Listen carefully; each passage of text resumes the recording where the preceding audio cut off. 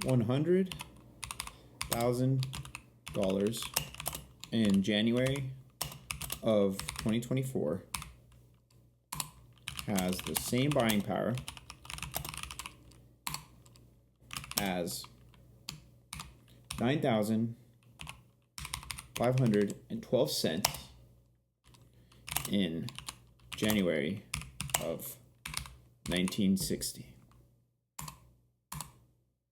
I hate inflation. Stupid inflation. Oh, hey there. I didn't see you. But I have to say, it's true. I hate inflation. Why is it that I hate it so much? Well, maybe it's just because my toilet paper is getting more expensive. Or maybe it's because I have to work harder for money that it seems like every single day is worth less. Doesn't seem right.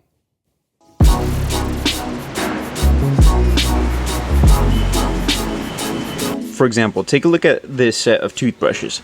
How much do you think that this set of toothbrushes costs? $14.39. Or let's take a look at this detergent. How much does this detergent cost? $15.89. Or take a look at these pens. That's $12.69 for 6 pens. So that's 12 units of the currency for only 6 units of the product.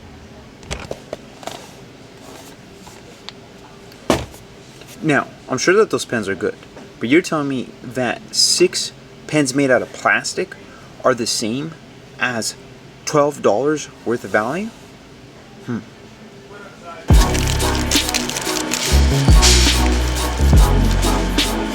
I mean, truthfully, I don't really think that it is the fault of your local grocery store for these prices being so high.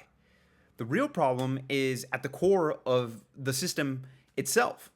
And that system is a system in which money printing is a way of life, or I should say currency printing is a way of life. What that means is that no matter what we do, no matter how hard we work, the Federal Reserve and all the homies that work there are always either going to be printing more or less money. And you don't have to believe me. Take a look at this graph. I mean, bro, you don't have to be a genius to look at this. Like, okay, so in 1960, there was $299 billion in the entire system. This is the M2 money supply. So this is pretty much all the money that's in the system. So $299.3 billion in the system.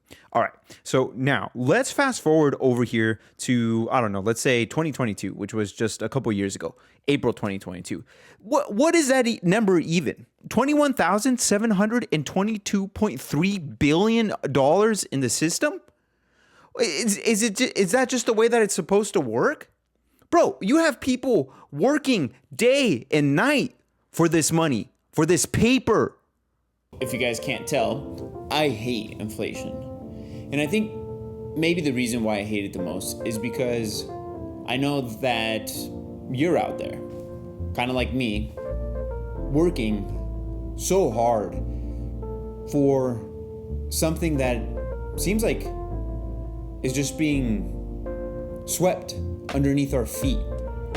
How do you build a foundation on that when you know that your money, whatever it's worth today, is not going to be worth much in a couple years, or at least going to be worth much less in a couple years? How do you build a family? How do you build projects? How do you build a business? And it's not that it's impossible. Of course, I don't want to get negative in the sense, but it makes me think that this game that we play to chase all this money, it's all fake. Because the money, or I should say the currency, it doesn't have any real value. Or I should say, that's wrong. Whatever value it does have, it seems like it's losing it by the minute. I wanted to give you guys a visual example of the consequences of inflation. Just in South America, Venezuela recently went through an inflation crisis known as hyperinflation, and they went through kind of what we're going through right now in the United States, but just multiply it by, I don't know, almost infinity. It seems like it was horrendous. I mean, the country effectively collapsed. So just to put this into context, one bag of rice in the unit of currency for Venezuela, which is known as the Bolivar, is worth 2,500,000 bolivars. Just to put that a little bit more into context, this in USD, that amount of money, it's only 38 cents, okay? But for them, it's over 2 million units of their currency. Now, let's look at another example. Okay, here, some pads. 1 unit of pads is worth 3,500,000 bolivars. The equivalent in the United States, 53 cents. How about some tomatoes? 1 kilogram of tomatoes is worth 5 million bolivars. The price equivalent in the United States, 76 cents. Crazy.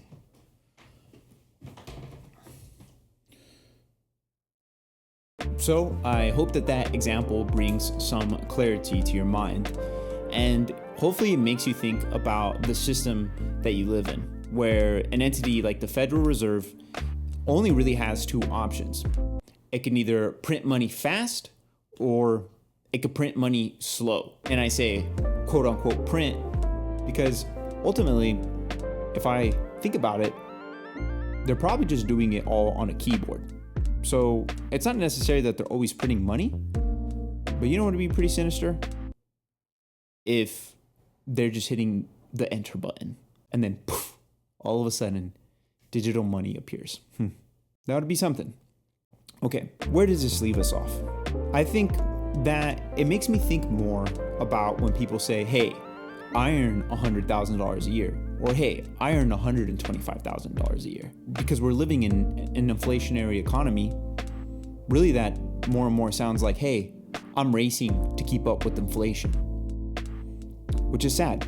I don't think that it should be like that. I think that the money that you earn today should retain its value tomorrow, next year, 10 years from now, 20 years from now. And unfortunately, it's not like that. But either way, I want to see what you guys think. What's your opinion on all of this? Good or bad? Please leave your comments down below. Like, subscribe, and I will catch you on the next one.